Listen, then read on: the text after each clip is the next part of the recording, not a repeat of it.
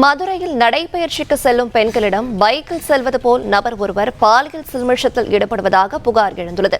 விவரங்களை தருகிறார் நம்முடைய செய்தியாளர் ராஜ்குமார். வணக்கம். இது பற்றின மேலும் விவரங்கள். வணக்கம். மதுரையில் நடைபயிற்சிக்கு சென்ற இளம் பெண்ணிடம் பைக்கில் சென்ற நபர் சில்மிஷத்தில் ஈடுபடக்கூடிய சிசிடிவி காட்சிகள் வெளியாகி பரபரப்பை ஏற்படுத்தி இருக்கிறது.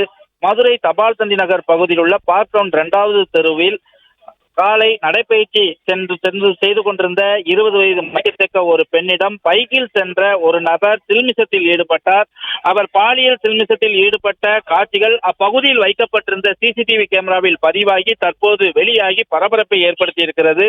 இந்த பகுதியில் ஆட்கள் நடமாட்டம் இல்லாத சூழ்நிலையை பார்த்து நடைபயிற்சி மேற்கொள்ளக்கூடிய பெண்களிடம் தொடர்ந்து இது போன்று சில்மிஷ செயலில் ஈடுபட்டு வரக்கூடிய இந்த நபர் குறித்து உடனடியாக அப்பகுதி மக்கள் காவல் நிலையத்திலும் புகார் தெரிவித்திருக்கிறார்கள்.